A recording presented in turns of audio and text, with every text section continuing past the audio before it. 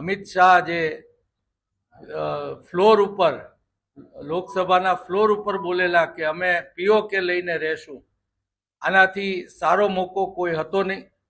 International દ્રષ્ટિએ પણ આનાથી સારો મોકો નહોતો. અને આપણું લશ્કર તો રાત 2-5 રાતમાં ન કેવલ પીઓકે પણ આખું પાકિસ્તાન કબજે કરી લઈ શકે એવી એક્સ આર્મી મેનોની વાતો પણ બધાએ સાંભળી છે. એવું શું બન્યું?